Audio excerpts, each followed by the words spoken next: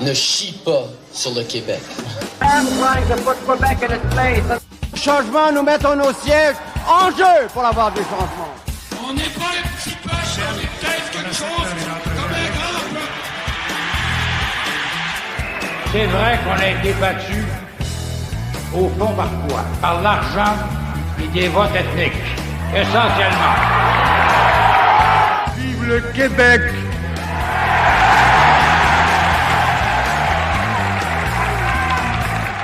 Vive le Québec libre!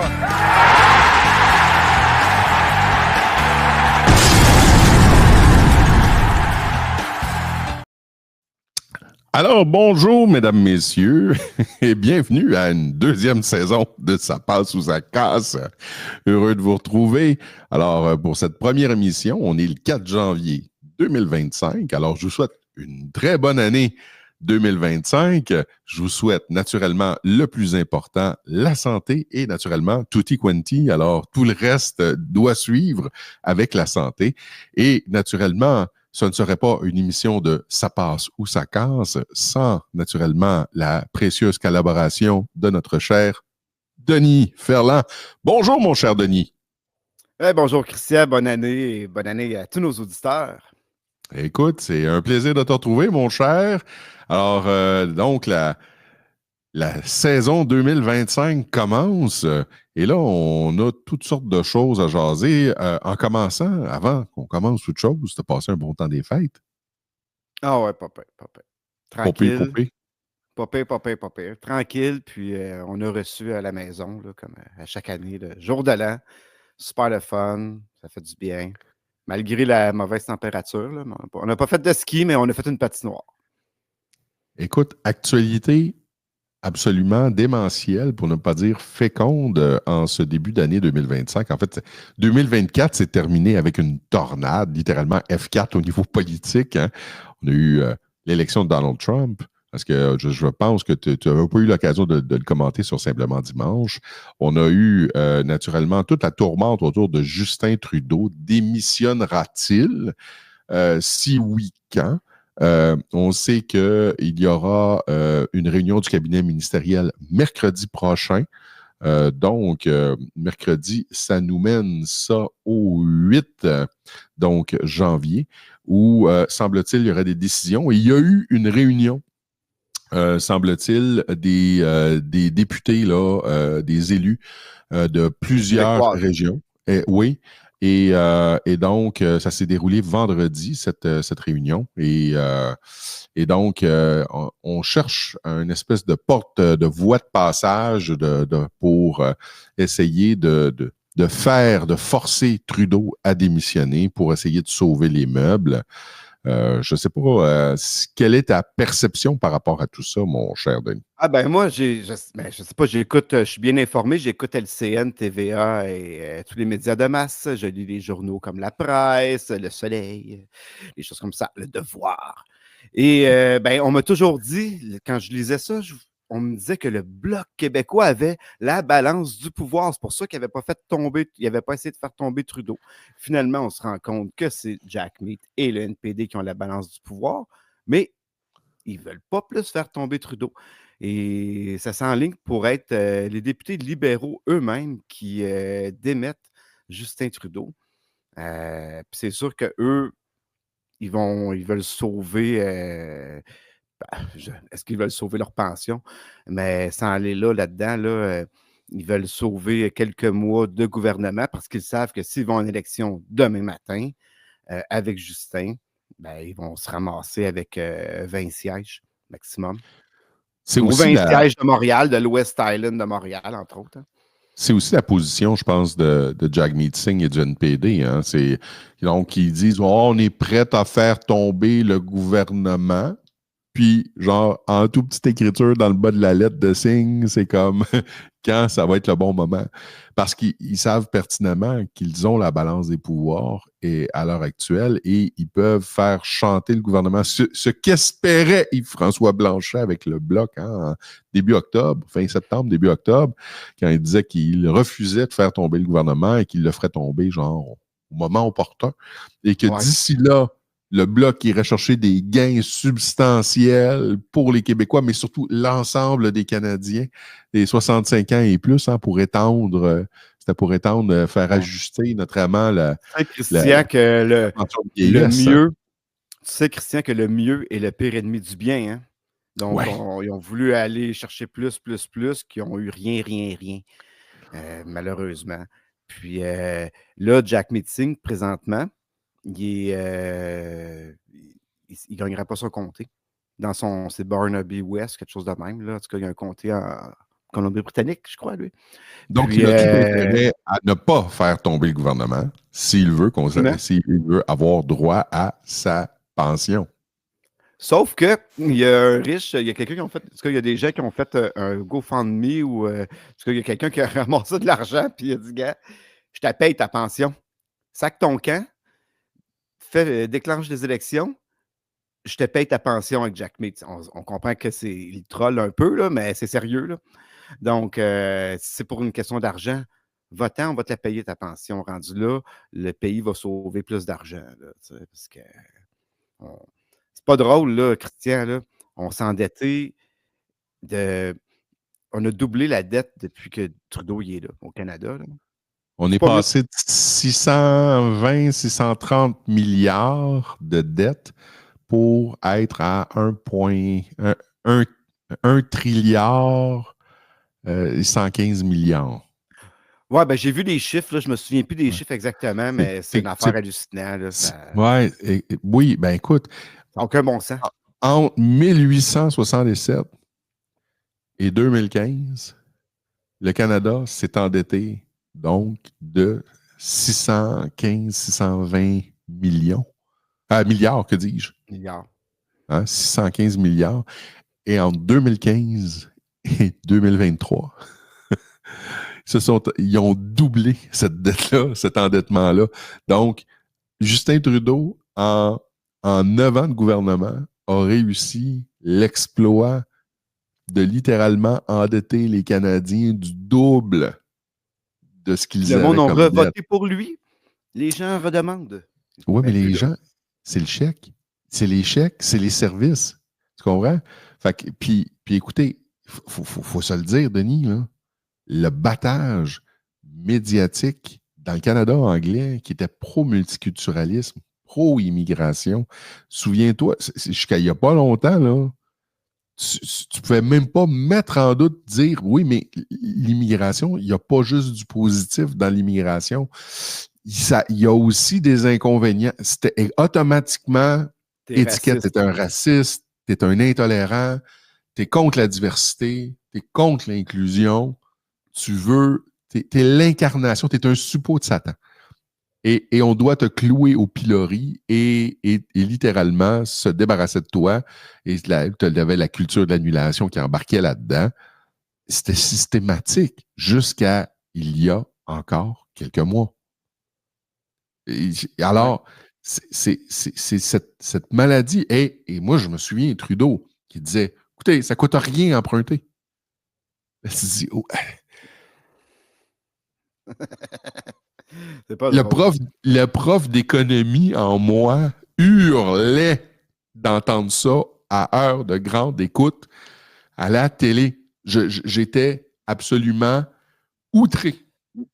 Oui, mais tu sais, ils vont. Là, tu as, je sais pas si c'est Yves Poirier ou quelque chose de même. Tu as des journalistes qui vont interviewer des kidams dans la rue. Puis là, qu'est-ce que vous pensez, Pierre Poilievre? Mieux vaut des taxes que Poilievre. OK, bien, parfait. On a ce qu'on mérite. On a notre karma. Puis j'espère que les gens vont mettre Trudeau dehors.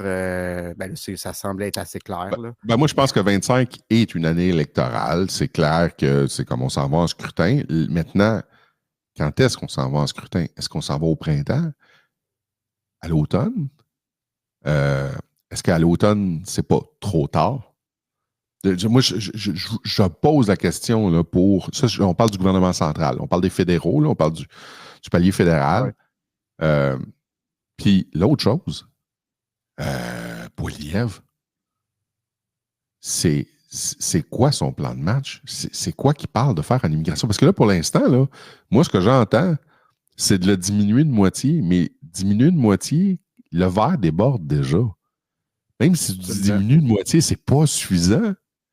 Tu comprends? C'est un moratoire complet sur l'immigration et les gens qui sont sur des permis temporaires doivent retourner chez eux. Dire, oui, mais on est en pénurie de personnel. Écoute, honnêtement, si tu es une entreprise qui est dopée à l'immigration, qui est sous-payée et qui n'a pas de conditions de travail, ben moi, je suis désolé, ton entreprise restructure-la pour la rendre rentable. Et si tu es incapable de la rendre rentable, ben ferme tes portes. Ferme tes portes. Christian, Mérite pas d'exister.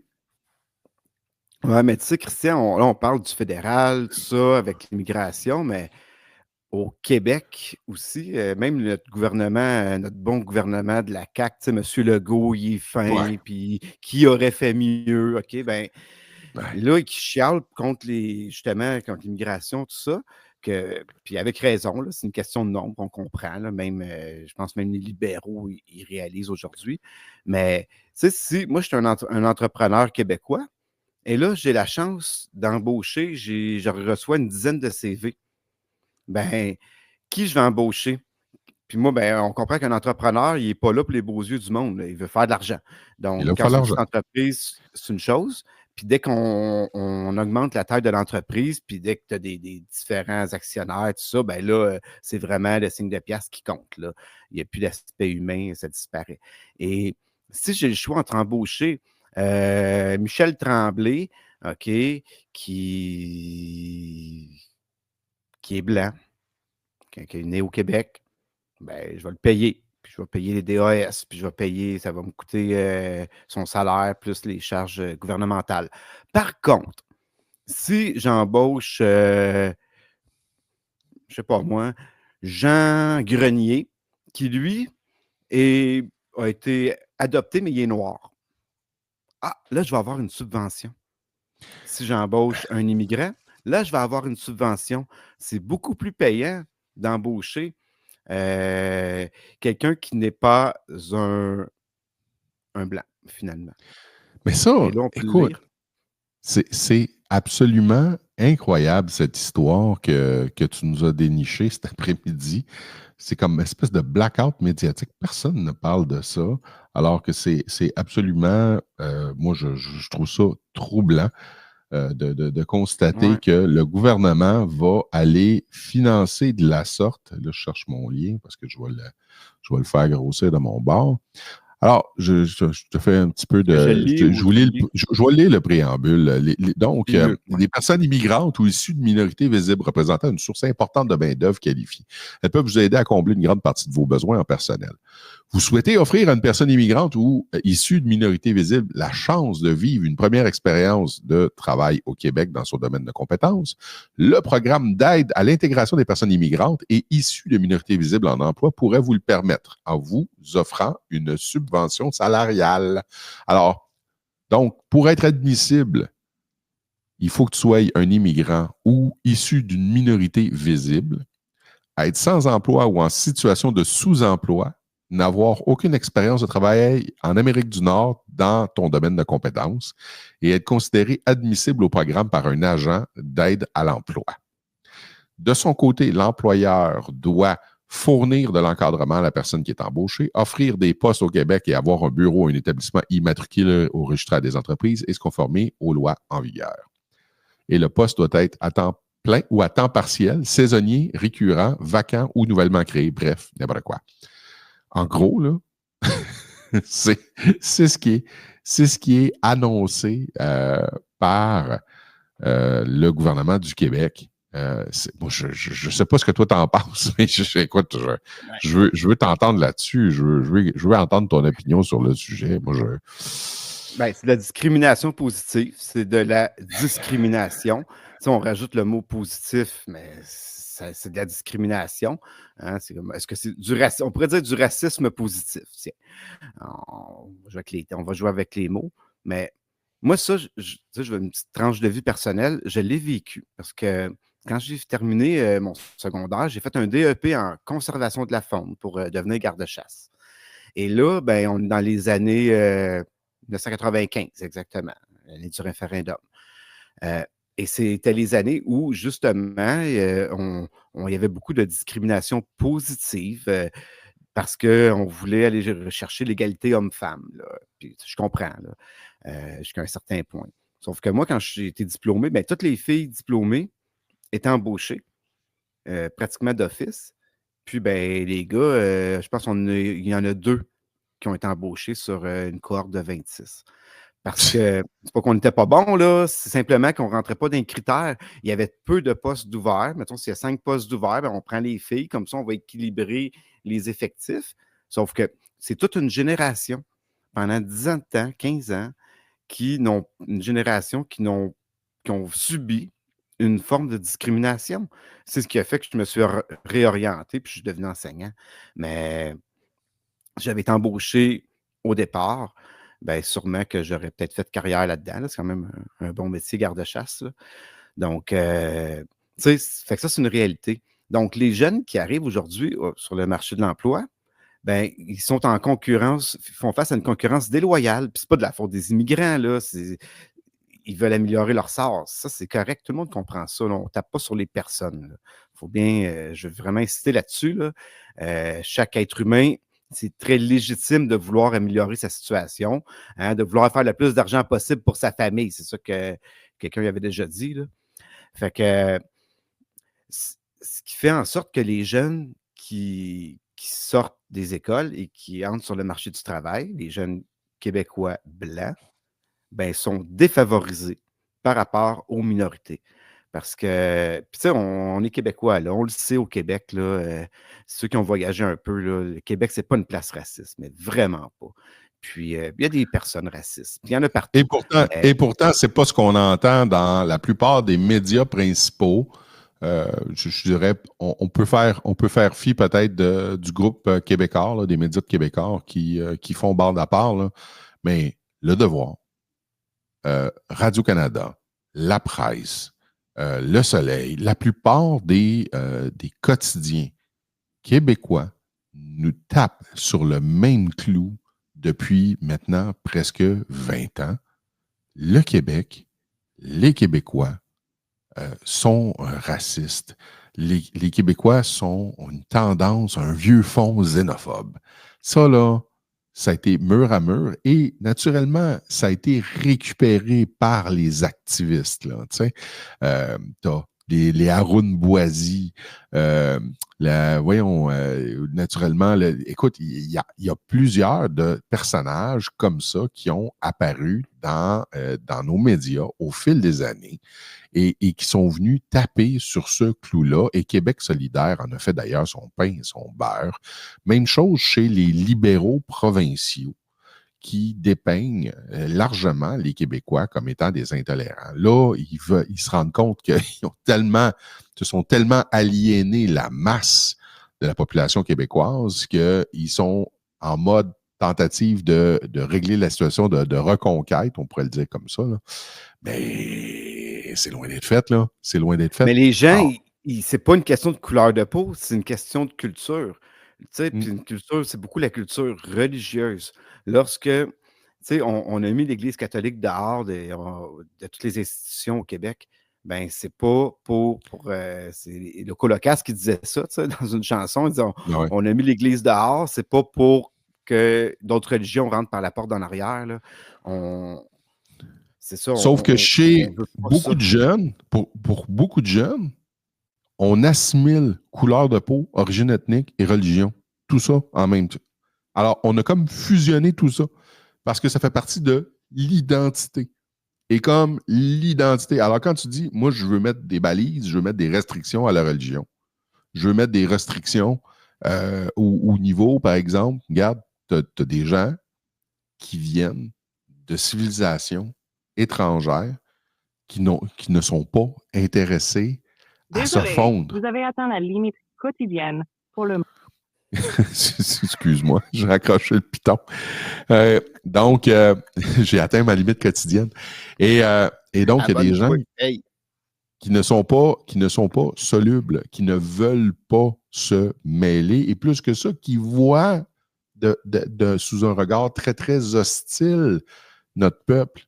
et la civilisation qui nous voient comme étant des dégénérés. Donc, ils viennent ici, ils viennent profiter du système qui leur est offert, du filet social et des opportunités d'emploi, mais qui rejettent d'emblée notre peuple et ses valeurs. Hein, on l'a vu avec l'école de Bedford. On le voit à Laval avec Saint-Maxime, présentement, l'école Parce qu'on les secondaire. laisse faire. Parce qu'on les laisse Ben oui, faire. mais je le sais qu'on les laisse faire, mais regarde ce qui se passe en Angleterre. Attends, c'est comme les gauchistes, Christian. C'est la même affaire. OK? Si on dit rien et on les laisse faire leur show, ben, ils continuent. Dès que quelqu'un s'oppose, dès qu'on s'oppose et on les empêche, là, ils prennent leur trou. C'est la même affaire. Ouais, mais attends une les gens minute. se lèvent debout, C'était vrai il y a 10 ans. C'était vrai il y a 10 ans, mais à partir du moment où tu arrives avec des gens qui ont une certaine masse critique et que là, ils forment littéralement des ghettos ethniques, on l'a vu, je ne sais pas si tu as vu l'article qui a été publié par Suzanne Colpron dans la presse il y a 3 jours. Écoute, regarde, j'ai ça ici, l'extrait. Je ne sais pas si vous avez vu ça. Regarde, moi, j'ai les yeux qui saignaient quand j'ai vu ça. J'en revenais pas. Regardez, je vais essayer de trouver l'article. Je peux-tu, là? Maudit, je l'avais. Je pense que j'ai fermé ma fenêtre. Non, je le lis ici. Si la météo fascine les Hamzo Kamel, leur nouveau quartier les a rapidement séduits. On aime Laval. C'est comme si on était au Liban. Il y a plus d'Arabes que de Québécois ici. Ça, c'est cool. Ça, c'est positif pour lui. Ce multiculturalisme est un atout pour son mari, Charbel Kamel, qui ne maîtrise pas encore bien le français. Ici, il est à l'aise avec la langue, souligne-t-elle. La famille chrétienne libanaise ne manquera pas de compagnie pour les fêtes. Toute ma famille est ici, mes parents, mes 2 frères, leurs conjointes. Nous allons tous fêter ensemble et même passer 2 jours à Québec. C'est trop joli là-bas. Tu parles pas un mot. Tu es heureux de vivre dans un cercle fermé et tu te réjouis qu'il y ait très peu de Québécois ici. Il y a plus d'Arabes que de Québécois. Tu te réjouis de ce fait-là.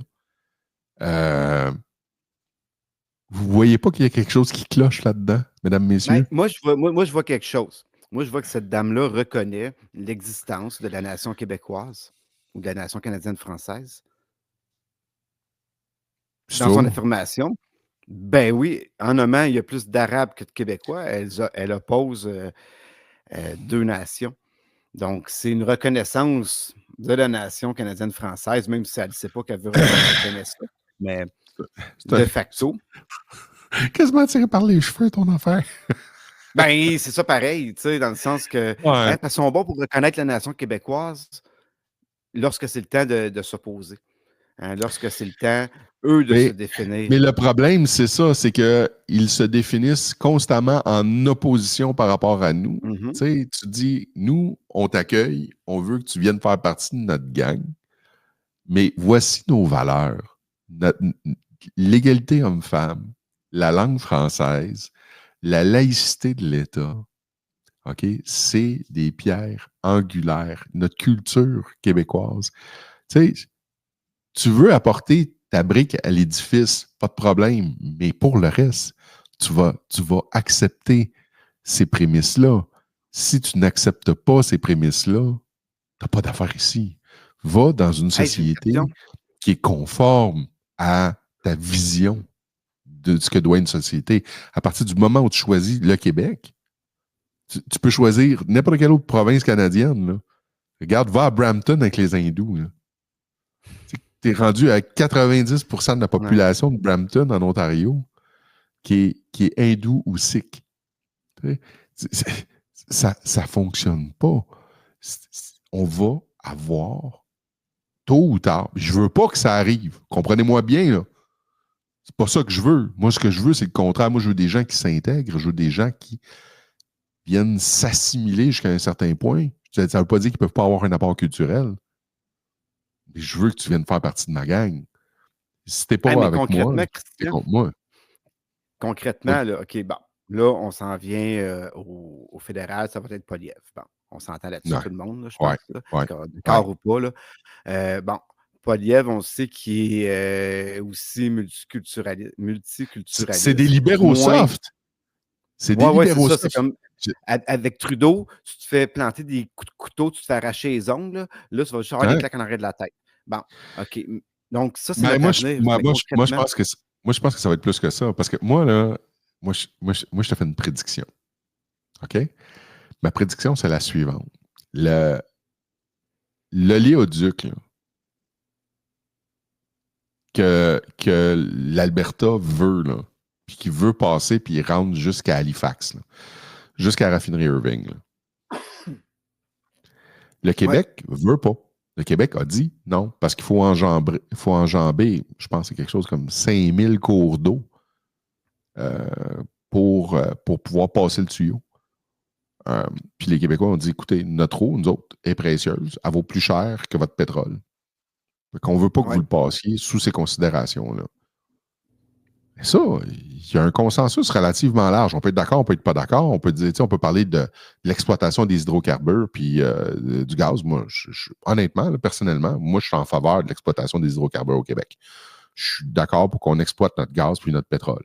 Qu'on fasse comme la Norvège. Moi, qu'on ait un fonds souverain puis qu'on utilise ça. Puis si on veut faire une transition énergétique, qu'on se serve de ce pétrole-là pour faire cette transition-là. Donc, tu vois, je ne suis pas contre l'exploitation des hydrocarbures. Maintenant, à partir du moment où Poilievre prend le pouvoir, on a vu ce que Trudeau a fait avec Trans Mountain.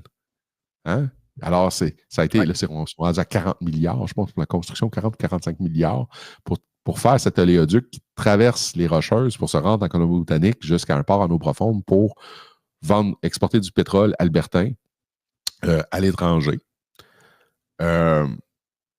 Moi, je suis absolument convaincu que la même chose s'en vient au Québec et ça va se faire de force.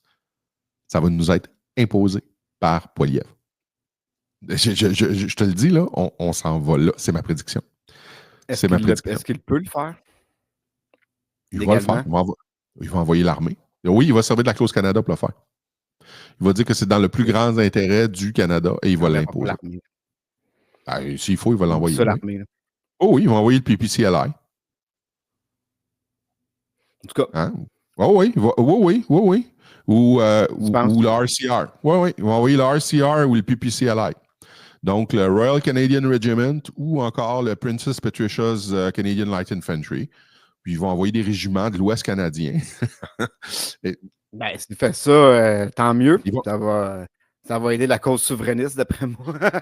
Non, mais je te le dis, là, moi, je pense que oui. Moi, je pense que c'est là qu'on s'en va.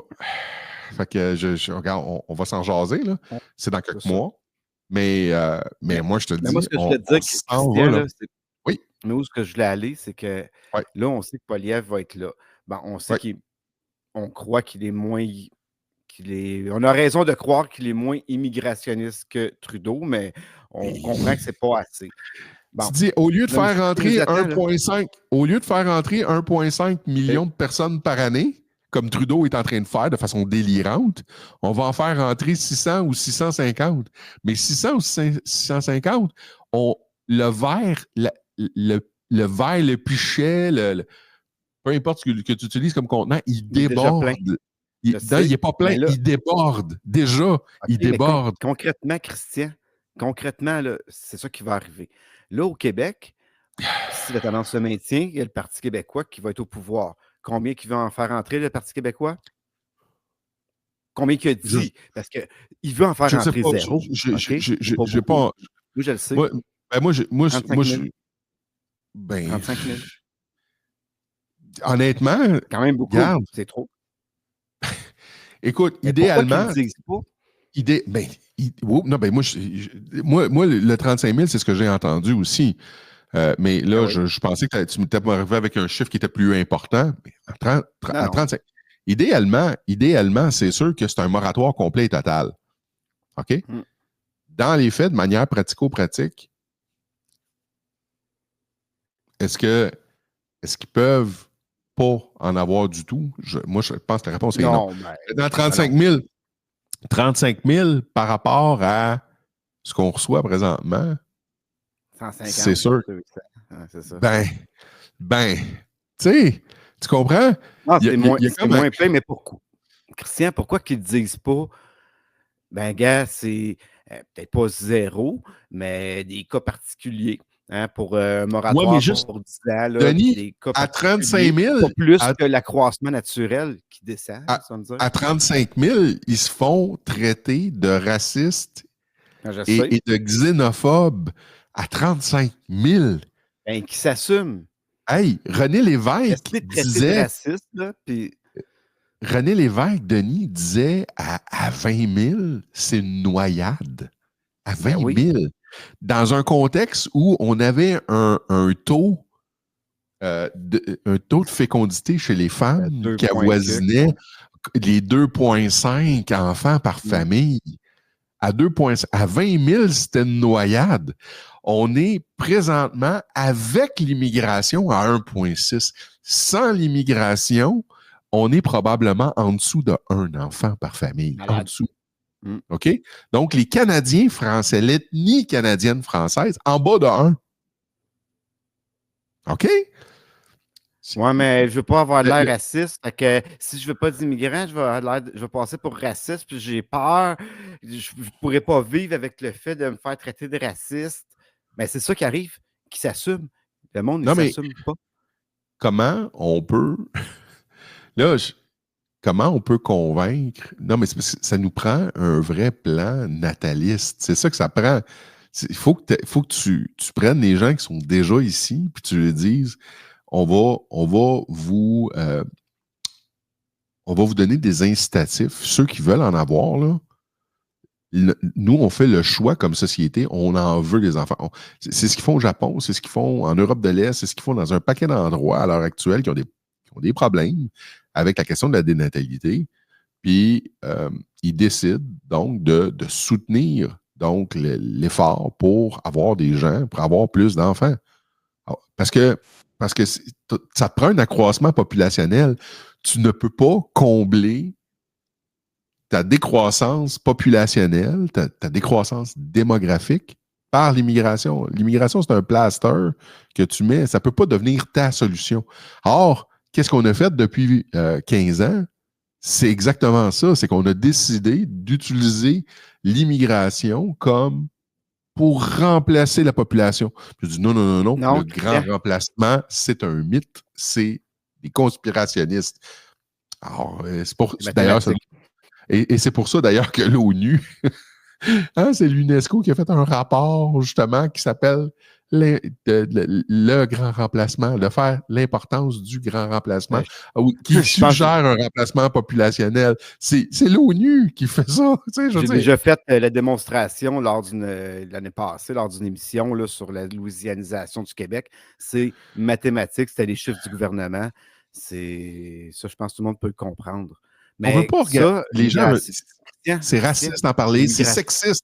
C'est sexiste. Parce que là, tu dis, on va forcer les femmes à donner des ventres. Là, tu dis, ben non. Vas-y, Denis, je m'excuse. L'immigration, le but, c'est pas tant de maintenir un niveau de population, c'est parce qu'il y a une mauvaise gestion économique et cet accroissement de population-là sert à maintenir le PIB. On en est là, c'est une comme une carte de crédit. Il faut le voir comme ça, c'est une façon d'emprunter sur une carte de crédit ou une marge de crédit. Le but est de maintenir le PIB parce que sans immigration, ben, la réalité est apparente. Et là, la réalité de la mauvaise gestion, on l'a en pleine face. Hey, tu me fais tellement passer, il faudrait tellement que je retrouve le dernier tableau qui nous montrait d'ailleurs qu'à l'heure actuelle, puis j'imagine que nos auditeurs en ont peut-être entendu parler, on apprenait il y a très peu de temps que le Canada, le PIB par habitant est plus faible que l'État des États-Unis le plus pauvre. Le Mississippi, c'est l'État des 50 États américains, c'est l'État américain le plus pauvre. Et je pense qu'ils ont quelque chose comme un PIB par habitant, par capita, autour de 52-53 000 $ US par année. Au Canada, le PIB par habitant au Canada, 51 500, si je me souviens à peu près le montant. C'est à peu près ça. Là. on est en moyenne, on produit moins de richesses que les habitants de l'État américain le plus pauvre. Tu te rends-tu compte à quel point on a vécu une dégringolade, le Canada, depuis 20 ans? C'est absolument lunaire. Mais en raison de l'inflation, on ne s'en rend pas tant compte parce que les salaires augmentent, le chiffre de ton revenu annuel augmente, mais dès que tu sors du pays, tu vas voir, ou dès que tu vas au magasin, la valeur des produits aussi augmente. Donc, il y avait un graphique comme ça qui montrait en dollars actuels la courbe entre le PIB par habitant des États-Unis et celui du Canada. Et depuis l'ère Trudeau, nous, on stagne. Et le PIB américain augmente. Ça stagne depuis Trudeau. Mais là, c'est plus juste il reste 35 minutes. C'est une régression, mon ami. C'est une régression. 36 minutes, même. On fait un petit... Hey, mon beau chandail? Écoute, magnifique. Magnifique, ton chandail.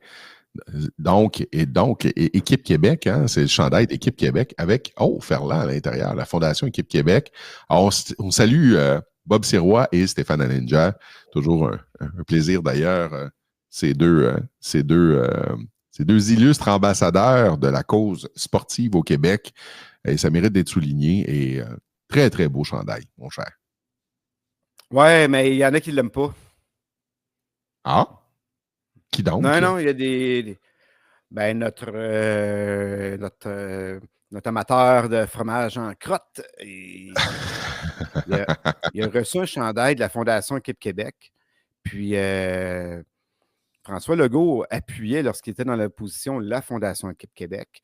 Puis là, on comprend que, ça, je veux dire, c'est pas une fondation souverainiste, là, ça n'a pas rapport. Là. Le but, c'est pas de remplacer Team Canada ou quoi que ce soit aux Olympiques. C'est pas ça. C'est de permettre surtout à des jeunes de participer à des tournois d'envergure internationaux. Puis souvent, c'est des tournois de rinquettes où Équipe Canada, souvent, n'est pas représentée. Donc, c'est pas quelque chose qui est en politique, peut-être un petit peu, là, mais... Et là, François Legault lui finançait Équipe Québec. Oui, on a ici une copie de la lettre envoyée par François Legault. Alors, avant qu'il soit premier ministre, donc député de l'Assomption. Et on le voit ici, le soutien à l'action bénévole.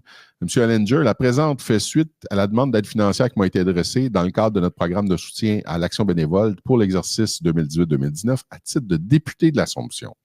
J'ai le plaisir de vous allouer la somme récurrente de 200 $ afin de réitérer mon soutien à la pérennité de votre mission. Le montant octroyé vous sera acheminé par chèque dans le meilleur délai. Je vous prie d'agréer, blablabla. Et là, et on a un petit message personnel en plus de Legault qui a un gros bravo avec sa signature. Là, on se ramasse avec quoi? On se ramasse avec quelques mois plus tard. On sait que Stéphane Allinger, justement, a fait un cheval de bataille pour essayer de faire reconnaître, mais on sait qu'il y a des bâtons dans les roues, d'abord par la ministre des Loisirs et du Sport, là, Mme Charette, qui est l'ancienne chef de Team Canada.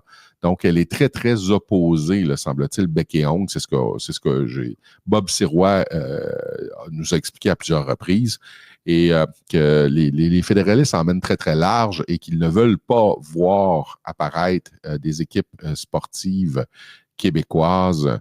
Et donc, Stéphane Allinger qui a envoyé un chandail à François Legault.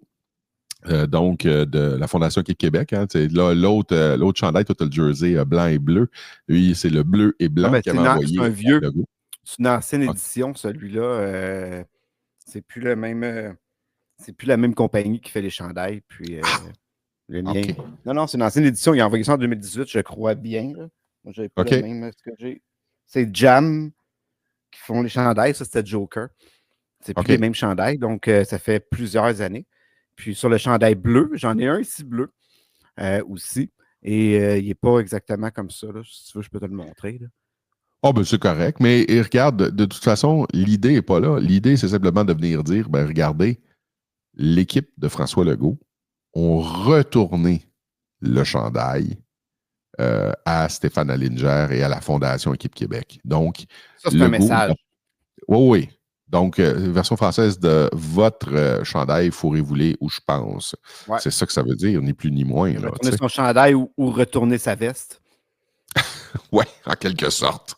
Ben, non, mais c'est gros, là. C'est le fait de juste ne pas répondre, faire l'autruche, ça, c'est une chose. Mais jouer le temps, là. Mais de renvoyer le chandail, puis j'ai de la misère à m'expliquer c'est quoi son intérêt. Je comprends pas où est son intérêt à faire ça. Parce qu'il se dit qu'il a perdu tout vote nationaliste. C'est quoi? Écoute, puis en même temps, c'est de concevoir que ce qui a fait le succès de la CAQ, c'était justement des positions à saveur nationaliste.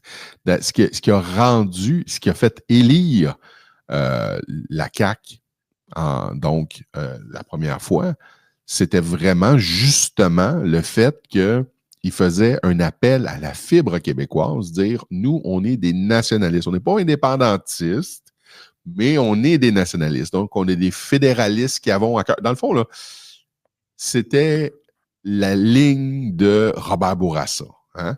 On peut être de fiers Québécois à l'intérieur de la Fédération canadienne et on va revendiquer tous les droits qu'on est capable d'aller chercher à l'intérieur de la Fédération canadienne.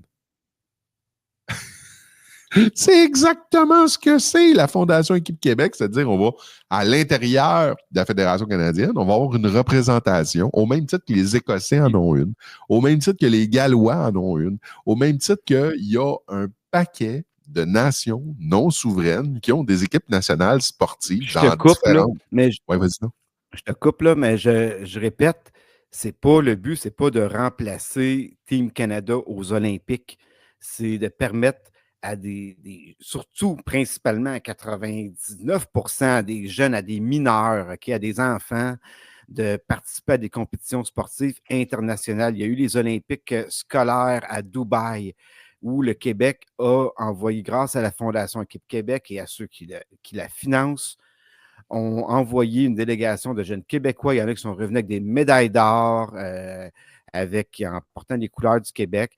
Ils ne seraient pas allés s'il n'y avait pas eu la Fondation Équipe Québec. Et il n'y aurait pas été, le Canada ne participait pas à ces compétitions-là. Donc, ça sert à ça. Et où est l'intérêt? C'est quoi de cette idée-là d'empêcher les enfants de compétitionner? Je veux dire, ça fait de mal à personne, ça fait de tort, ce n'est que positif. Ce n'est pas contre le Canada. Ça n'empêche pas un Québécois d'aller faire partie d'Équipe Canada. C'est simplement une opportunité supplémentaire. Pourquoi cette idée-là de ne pas vouloir ça? Je veux dire, QS appuie ça. Mais, le PQ appuie ça. Le PCQ appuie ça. Puis peut-être même le Parti libéral, il faudrait savoir. Denis, garde, t'as eu là, les championnats là, de hockey. Là. Canada s'est fait sortir contre la République tchèque. Tu sais, je veux dire, il y a combien de Québécois dans cette équipe-là? 2. Il y en avait combien? 2. On est censé... mais j'ai vu qu'il y en avait 2. Ouais. Honnêtement, là, ce que tu es en train de dire, c'est qu'il y avait juste 2 Québécois qui étaient assez bons pour faire l'équipe. Donc, de tous les jeunes Québécois qui jouent au hockey, là, il y en avait juste 2 qui étaient dignes de faire partie de l'équipe nationale de hockey Canada, le Team Canada. Ouais. 2. Écoute, Étienne Gauthier, Mathieu Catafort. C'est pas sérieux. C'est pas sérieux. Je suis désolé, là. Moi, là, regarde, tu as un paquet de pays qui participent ou tu as des équipes nationales, donc, qui n'arriveraient pas à la cheville de ce qu'on serait capable de produire en tant qu'équipe Québec. Si on avait une équipe nationale de hockey, une équipe non souveraine, donc, on serait capable de produire du matériel intéressant et ça nous donnerait une vitrine. Donc, ça viendrait stimuler l'imaginaire des jeunes et leur dire qu'ils peuvent donc envoyer une équipe de 20 quelques joueurs, tous des Québécois, peu importe leur origine ethnique, donc pouvoir être représentés dignement. Mais ça ferait quoi, ça? Ça viendrait créer, stimuler la fibre nationaliste québécoise. Et ils ne veulent pas ça. Et c'est ça le vrai constat qu'il faut faire avec François Legault et sa bande. C'est que ces gens-là ne veulent pas. Parce que... Mais je me l'explique mal. C'est un stratège, Christian. C'est pas François Legault. Là, ça souffle sur les braises indépendantistes, Denis. Parce que le nationalisme, quand tu souffles un peu dessus, ça amène les gens à en vouloir plus. Dire, hey, on est bon, on est capable de faire quelque chose. C'est quoi le pain et le beurre des fédéralistes? C'est de dire, nous autres, on est un petit peuple. On n'est pas capable de faire grand-chose. Tout seul, on n'est pas capable de fonctionner. La seule façon pour nous de survivre puis de vivre un certain confort, c'est d'être collé sur la Fédération canadienne, d'être aux mamelles. Et là, dire, oui, mais sans la péréquation, on ne sera pas capable de survivre. Ça nous prend l'argent du pétrole de l'Ouest pour être capable de survivre, ce qui est tout à fait faux. Là. Et donc, c'est tout ça qui nous enferme mentalement dans un univers de on est né pour un petit pain et on ne peut pas s'en sortir sans les bons, les grands et les généreux Canadiens. C'est ça le discours. Alors là, tu viens dire au contraire, non, regarde, on est capable, même que quand on regarde aux dernières Olympiques, les médailles, le Québec, à lui tout seul, serait allé chercher plus de médailles que le Canada, au complet. Juste le Québec. Tu sais, je veux dire, ils ne veulent pas ça. Ils ne veulent pas ça. Parce que ça vient donner du carburant, ça vient donner du fuel. Alors, les libéraux provinciaux ne veulent pas ça. Je peux comprendre, OK. La CAQ aussi. Dans leur ligne. La CAQ aussi. Oui, parce que la CAQ est noyautée par des libéraux. C'est des libéraux fédéraux qui ont le contrôle. Geneviève Guilbeault, Pierre Fitzgibbon, Dubé, Girard, c'est tous des fédéralistes hardcore. Charette, les loisirs du sport, fédéraliste hardcore. Donc, Legault est littéralement entouré par des fédéralistes hardcore. La CAQ c'est créé par qui? Tu vas me dire par François Legault. Oui, mais François Legault, c'est la marionnette de Charles Sirois. Ouais. C'est lui le vrai fondateur de la CAQ, c'est pas François Legault. François Legault, c'est la figure François Legault, c'est Charles Sirois. Oui. Tu sais, je l'aime pas, ce bozo-là, sauf que je pense qu'il est souverainiste. Drainville aussi, là. Oui, mais moi, je pense que. Oui, mais il a vendu son âme. Il a vendu son âme à qui? Il a vendu son âme au Desmarais. Parce que Charles Sirois. Pour vendre son âme, il faudrait qu'il y en ait une d'abord. Il y en avait une. Il y en avait une. Il l'a vendue. À partir du moment où c'était avant, et puis à toi. Il l'a aliéné, il l'a vendu, et puis à lui. Fait que oui, il y en avait une. Il l'a vendue. Il l'a vendue pour avoir le pouvoir. Il voulait, lui... il a accroché le clocher de l'église en revenant en canot, lui. Il était prêt à n'importe quoi. Il était prêt à n'importe quoi pour prendre le pouvoir. Il voulait devenir le chef du Québec. Le chef du Québec. Il voulait être calife à la place du calife. Mais il l'était. Il l'est. Mais tu comprends, le prix à payer est considérable. Alors, il a vendu son âme au diable. Donc, ses convictions politiques ont passé à la trappe. C'est quoi ta question? Mais pourquoi il fait ça? Dans le sens que, ma question, là, c'est est-ce qu'il a fait le constat où il a abandonné le côté nationaliste en se disant, ben nous, le PQ, il passe la gratte chez les nationalistes. On les a perdus. Il nous reste juste les fédéralistes à la CAQ et on va essayer d'éviter qu'ils retournent au Parti libéral. Est-ce que c'est un calcul politique, là, Christian, et c'est rien d'autre, là. Ça Je ne suis fonctionnera convaincu. pas. Moi, je te le dis, à partir du moment où le Parti libéral du question. Québec... Mais non, mais ça va avec. Ça va avec. Pour pouvoir répondre à ta question, il faut que je passe par là. Je t'écoute. Pour pouvoir... c'est déjà perdu d'avance. C'est juste qu'il ne s'en est pas encore rendu compte. C'est que à partir du moment où la course à la chefferie du Parti libéral va se terminer, les libéraux vont avoir un nouveau chef. Écoute, regarde, j'écoutais hier Marois Risky, OK, en entrevue à Cube. Écoute, si ça avait été elle, la chef, Chris, je pense que j'aurais pris ma carte du Parti libéral. J'étais d'accord avec tout ce qu'elle disait, je capotais. Je te dis, là, Denis, j'hallucinais. À peu près tous les points qu'elle sortait, j'étais hey, wow, je suis d'accord. Je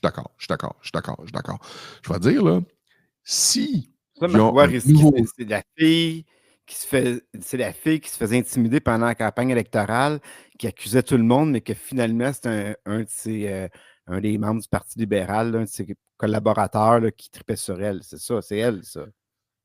C'est possible. Je suis pas sûr. Je suis pas sûr, mais je pense que oui.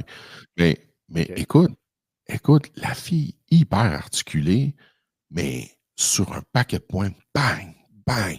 Tu sais, elle fessait, là, mais je te jure, ça rentrait comme une tonne de briques. Elle était vraiment, vraiment bonne. Puis elle avait le ton. Écoute, honnêtement, elle quitte la politique pour un certain temps, en tout cas, au moins. Là. C'est une avocate fiscaliste qui a enseigné en milieu universitaire avant d'aller en politique. Là, elle dit, je fais des enfants. Elle voulait avoir des enfants. Elle dit, ça fait longtemps que je veux avoir des enfants. Les jeunes enfants, là, 3-4 ans. Elle essayait, ça ne fonctionnait pas. Donc, elle est allée comme, je pense, en fertilité. Puis là, elle dit, moi, là, avoir des enfants, c'est pas pour aller parker dans un CPE. C'est pas pour les faire élever par d'autres. Moi, là, des enfants, là, ça va être moi la mère. C'est pas les autres qui vont l'élever, mes enfants. C'est moi qui vais les élever. C'est moi qui vais être à la maison. Puis elle dit, moi, c'est mon choix. Elle dit, je vais prendre les dispositions nécessaires pour prendre une couple d'années pour être là pour eux autres, pour leur donner les bases, pour les faire grandir. Puis après ça, là, je vais faire d'autres choses. OK? Fait que puis moi, je te dis, elle va revenir à la tête du Parti libéral. Je suis convaincu. Là, chers auditeurs, là, croyez pas Christian quand il dit qu'il va prendre sa carte du Parti libéral. Là. Même avec Marois Risky, je vous dis, il la prendra pas. on avait compris l'idée. Mais, hey, tu sais que ma grand-mère maternelle était une organisatrice du Parti libéral. Dans les années, fin des années 60, début des années 70, dans le tas de Robert Bourassa. Fait que, puis quand elle a appris que j'étais un méchant séparatiste, écoute, ça a été, ça a passé de travers. Mais bon, écoute, je te le dis, là, si le nouveau chef du Parti libéral reprend le discours de Marois Risky, elle va tirer assez fort sa couverte. Je te le dis, la CAQ est finie. Si... Ça va être Pablo? Le Père Noël? C'est parti pour ça, hein? C'est parti pour ça. Mais la vérité, c'est que quelqu'un qui est fédéraliste, là, puis qui entend un discours de même, là, écoute, je te le dis, la CAQ est terminée. C'est fini. Mais... Parce que c'est ça ma question, Christian. La CAQ gouverne, puis oui, ben c'est là que j'arrive à ta réponse. Fait que je voulais faire ce détour-là pour t'expliquer ce qui fait en sorte que la CAQ va mourir. La CAQ, là, elle ne survivra pas, moi je pense, elle va survivre très peu de temps après le prochain scrutin. Parce que François Legault va recevoir une dégelée monumentale avec toute son équipe. Puis, à partir du moment où Legault va quitter la politique. Puis moi, ça va se faire peu de temps après la prochaine élection. Là, ils vont vouloir faire une course à la succession de Legault. Naturellement, on le sait tous, ce secret de polichinelle, là, c'est Geneviève, c'est l'Elvis première ministre, notre loup des SS qui va vouloir comme prendre Geneviève Guilbeault, qui va vouloir prendre la place. Écoute, Denis, ça marche pas. Ça marche pas, là. Ça peut pas fonctionner, là. Fait que Girard, c'est fini. Dubé, il a annoncé qu'il se représentait pas. Jolin Barrette, il n'est pas dans le bon parti.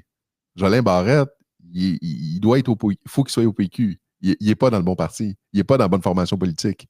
C'est un indépendantiste qui a été muselé. Il a été sévèrement rossé par François Legault à plusieurs reprises parce que il y avait des positions nationalistes beaucoup trop affirmées pour la CAQ. La CAQ, là, il gouverne toujours par demi-mesure. Dans ma conception, François Legault est littéralement un émule. Il joue le livre de recettes de Robert Bourassa. Il est vraiment dans le livre de recettes de Robert Bourassa. Robert Bourassa, fédéraliste, nationaliste, qui gouverne par sondage, qui est toujours dans la demi-mesure. Tu sais, RBO avec le 4e Reich, là, tu sais, fourreur, on ne pourrait pas les exterminer à moitié. Ça, c'est François Legault. Garnotte l'avait caricaturé en girouette, d'ailleurs. Toutes ces positions sont des demi-mesures. La loi sur la laïcité, c'est une demi-mesure.